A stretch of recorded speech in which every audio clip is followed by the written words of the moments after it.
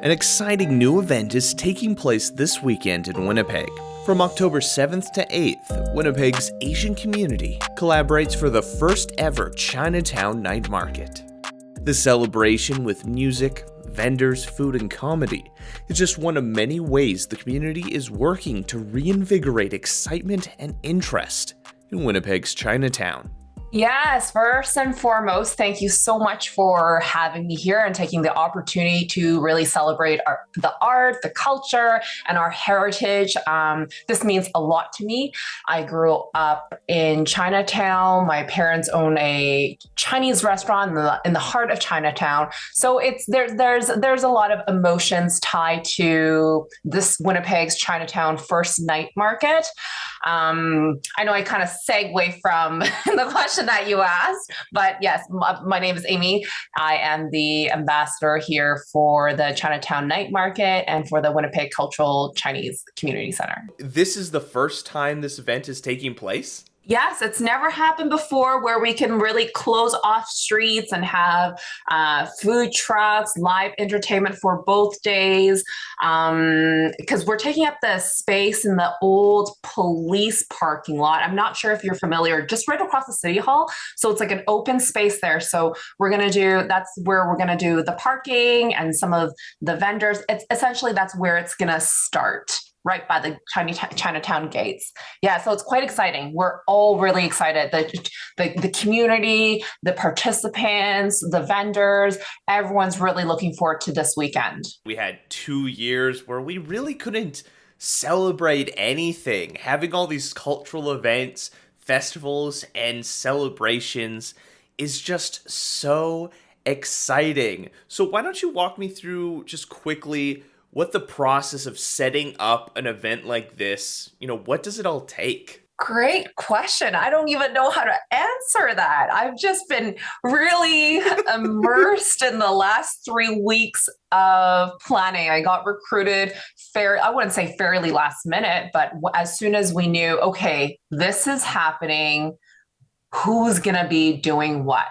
And really quickly, I got recruited on, then the Winnipeg Chinese Cultural Center, the committee, the board of directors, everyone kind of got involved. And it was back-to-back meetings. And who do you know? Do you have friends that have like food trucks? Do they make anything? Do they sell anything? And then live entertainment, comedians, singers, dancers, whatever we really, it was really neat to see everything unfold and what you can do when you pull community in, right? And you start exploring, like I remember that person, they did this at the show. And like you said, it was COVID for the last 2 years. And so not many of this entertainment stuff is top of mind. So everyone had to dig through their directory and start creeping people on like social media and whatnot. And like, and then things really started to tighten up and here we are. I mean, it can be really stressful to create an event like this, but once all the pieces start coming together, it's getting closer and closer. Like you really feel the excitement and be like, we did this. We're going to be celebrating with Winnipeggers in this amazing part of the community. So you mentioned live vendors and there's going to be some other stuff. What is this event going to look like starting on the Friday, October 7th? To be honest, I was just sent the itinerary about 5 minutes ago. I briefly skimmed through the day of events. I know for sure there's a lot of performers. And we've done things in the past where there's a block party, but really not to this extent. Like this weekend is all of it. Kind of going all out. All out, all hands on deck.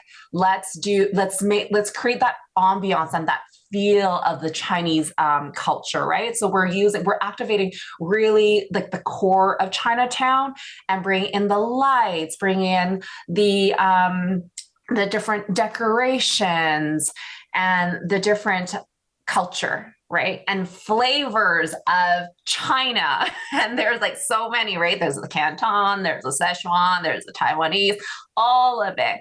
And That's fun and that's exciting. And that's something, again, we have not put together the different communities together to do something to this extent. There's going to be music, food, kind of like everything. And of course, there's the Chinese cultural, oh no. I get, what is it? The Chinese Cultural Community Center? The WCCC, yes, Chinese Community, the Winnipeg Chinese Cultural Community Center. There we go. Helpful, yes. But like, it's not just these vendors and everything, but it's also the community center that's right here in downtown Winnipeg. Well, we have a really beautiful, it's called the Chinese Gardens right behind, right. Well, it's attached to the Chinese Community Center by the Harmony building, which is like a residential kind of apartment. And that space is never used. I remember growing up there, that space used to be the place where I would hang out with other kids within the building, within the area, because my parents were like, working, they're busy, so they kind of go do your thing. Always a new face there. And then remember seeing like the elders doing like practicing Tai Chi. So that was Chinatown. It's quite different now. It's not as like busy. And that's why now we're taking this opportunity. Oh, great, cultural days, cultural week.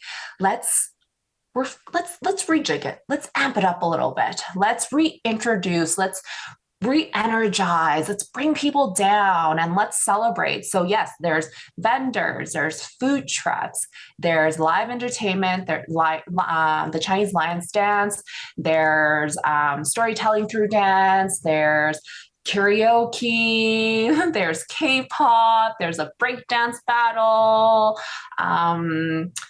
What else is there? Bubble tea, and I don't know. There's so much. A little bit of everything. Comedians, yes, comedians too. A little bit of everything, and we don't typically do that. Coming out of COVID, everyone's felt down. There's really felt like a disconnect between people. You meet someone in your apartment building or walk someone on the street.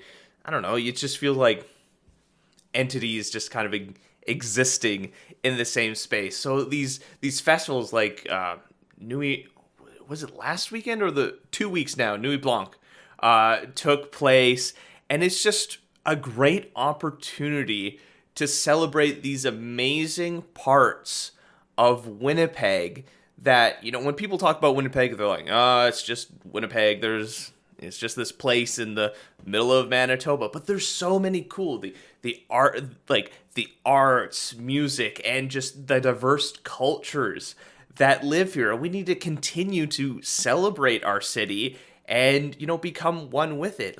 Nuit Blanche, half of it is getting people excited to be back downtown, not just this empty place for cars.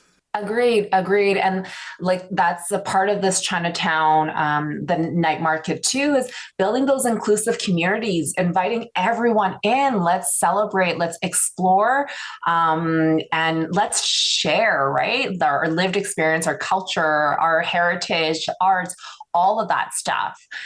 It's a learning space, and very, very exciting is we are part of this. There is a strategy in place that's going to take place over the next 20 years. Yes, I said 20 years, not 2. It's 20 years, pretty long. But it's the redevelopment of the East Exchange, which includes Chinatown. And that really warms my heart, because right now when I was back in the space just doing the video shoots and visiting the restaurants and whatnot for the Chinatown Night Market, there was a lot of vacant spaces. Like restaurants were kind of, they were closing down due to COVID, or even just there wasn't enough traffic. Like you would see, as soon as you cross that Bannatyne, where the peasant cookery, right there, it just simmers and dies down a little bit. But across the street, bustling with people. That's where Nuit Blanc was at, right? That's essentially the core of the exchange.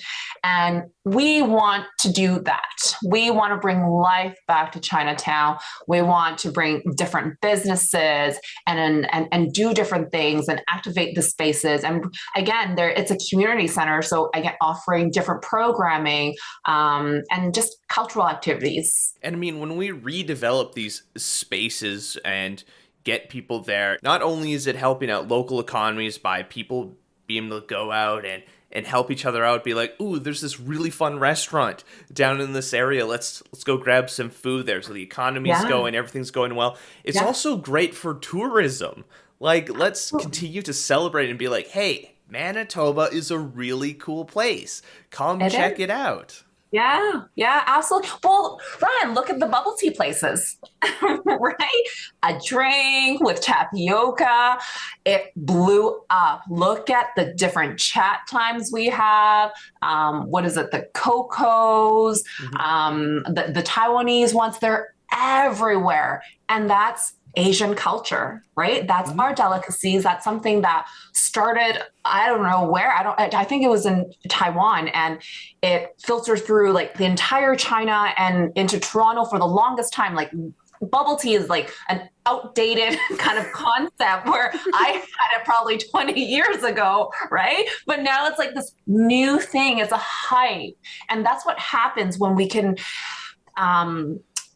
utilize the, I guess, embedded energies of our different cultures, spirits, and this is what manifests. Well, that's kind of the whole point of Canada, that we don't have this singular cultural identity of like, this is Canada. It's this amazing mosaic of different ethnicities, cultures, backgrounds, beliefs, and we can share it with each other. I love different cultural foods. I had Indian food the other day not the other day, but I guess it's been a month now already. Whoa, time flies. It can be an everyday thing, those samosas.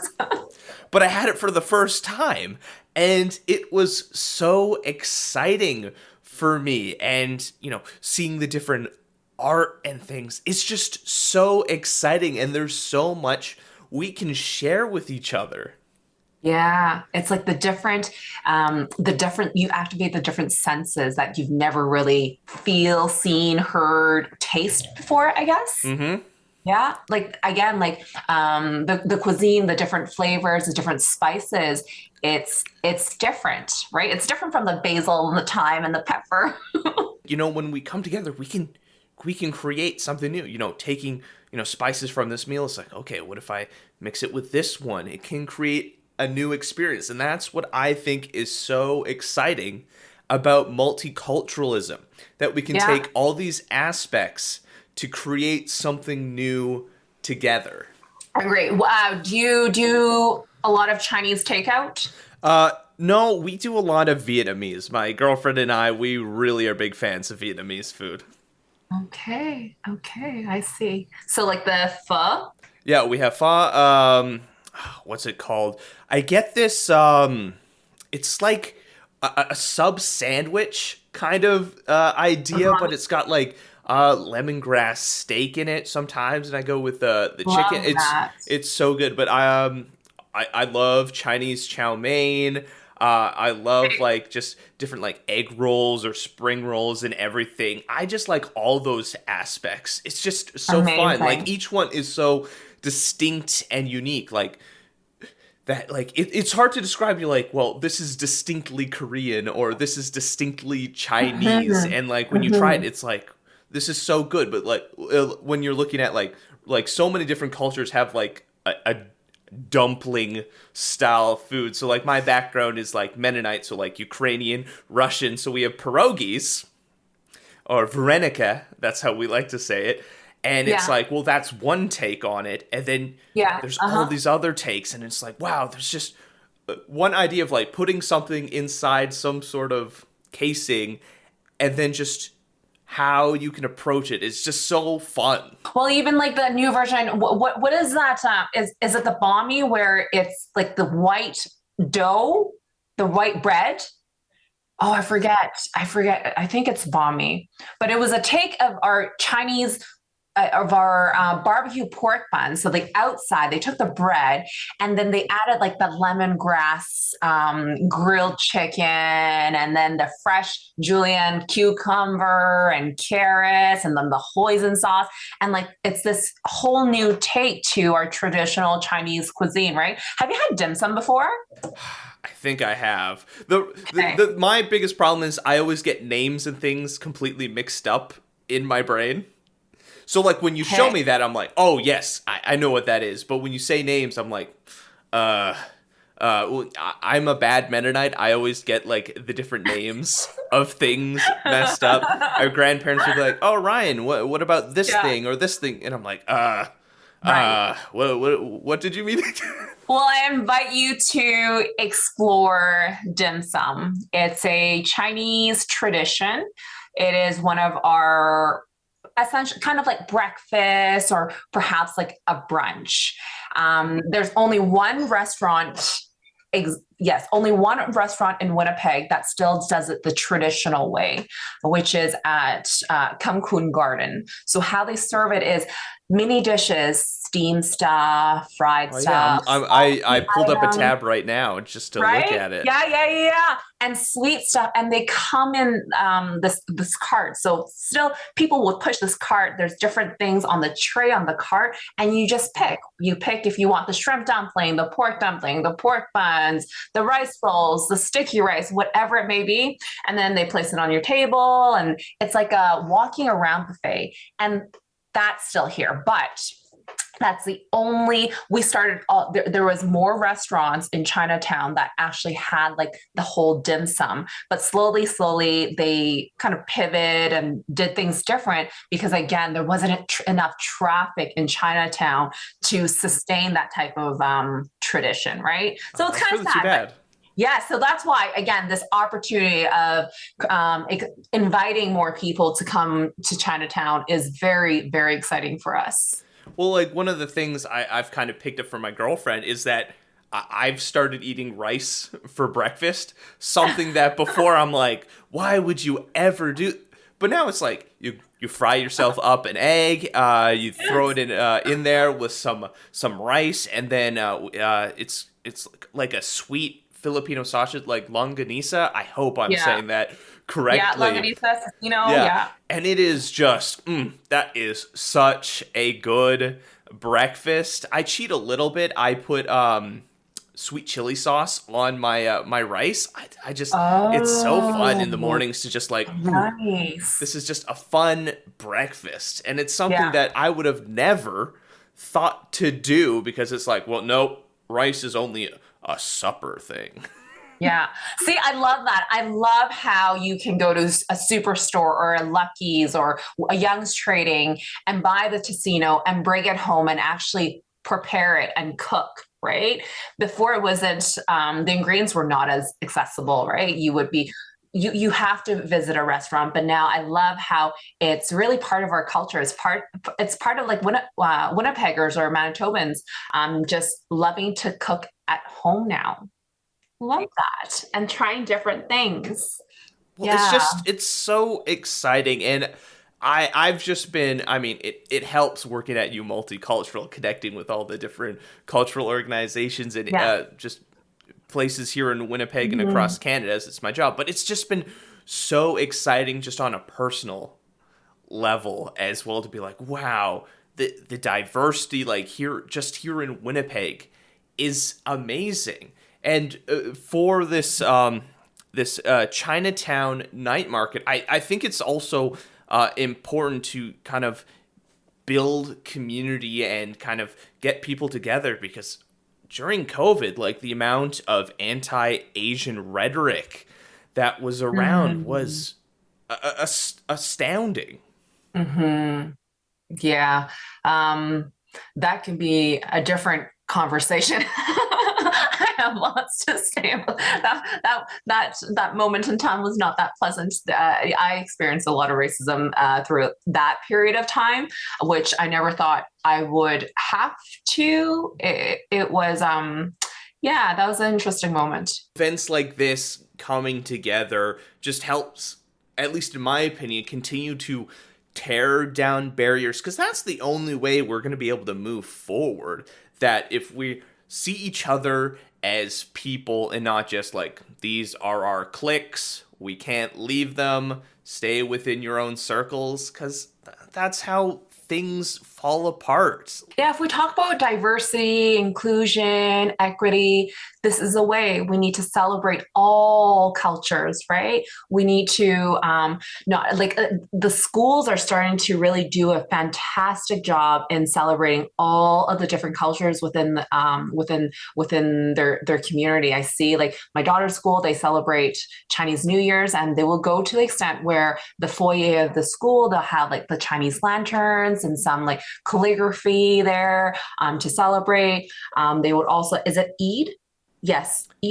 Yes, Yes, and they're celebrating that. So they take the time to send out the emails when these events do happen and sharing. And my daughter went to their first smudge ceremony last week at school, and I just find it such an incredible experience because now you're welcoming people, you're inviting people in to be immersed in your culture and teaching, right? Mm-hmm. So, yeah, I see good things coming out of sharing and more of these opportunities to have events and storytelling. And yeah, having a platform like this is fantastic. Like, especially if we introduce just diversity to young kids, like, they're just like, why would I care that this person looks different for me, or like celebrate something else? Like, we can celebrate together and like learn from each other, and like it's just gonna help us out if we continue to unite and celebrate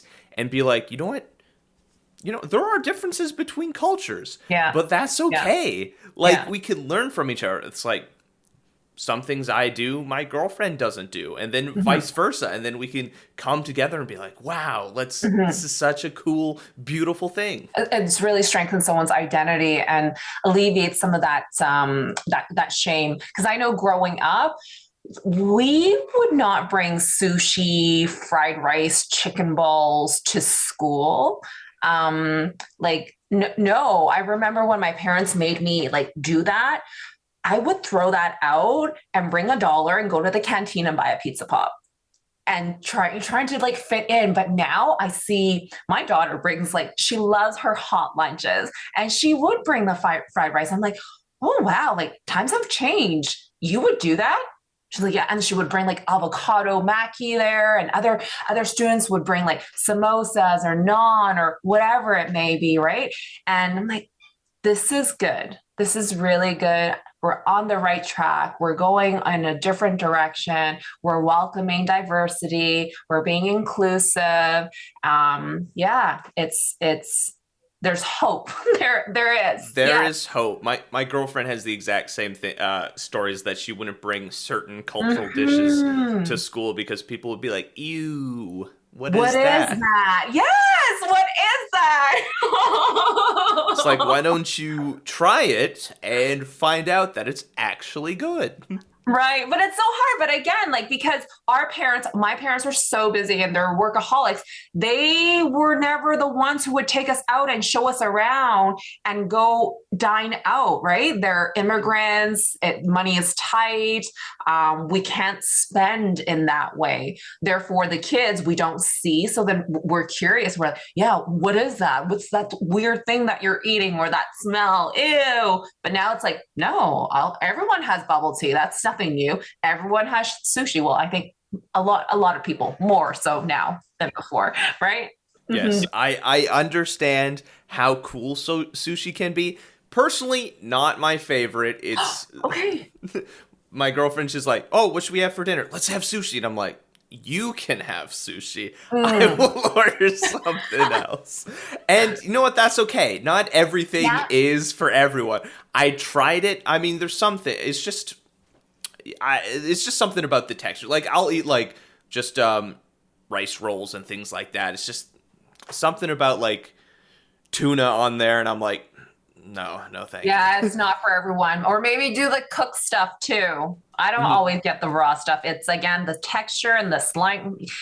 It's, yeah. It's a textural thing, and you're like, But getting back on topic of this night market, super exciting, coming out this Friday, October 7th. Amy, how about you just give us a quick wrap about what's happening and the dates that people can come check this out? Yeah. I mean, if you want to experience more of Winnipeg's Chinatown, then you really got to come to the first Chinatown Night Market, which is, again, you said this weekend, October 7th and 8th, from 12 to 9 p.m. at the Chinatown Gate, which is along King Street. Join us, let us all engage, celebrate, and revitalize Chinatown by bringing new energy to the neighborhood through a multi-sensory day of music, food trucks, vendors, cultural dances, performance, so much, so much. And don't forget to check out the guided tours at Winnipeg's Kuomintang building. Awesome. So cool. Is there like a website or social media that people can go to find out more information? Winnipeg Chinese Cultural Center on Facebook. Have any stories you'd like us to share or communities we should highlight? Leave a comment on our social media or reach out to us on our website. I'm Ryan Funk. This was You Talk. And have yourself a good one.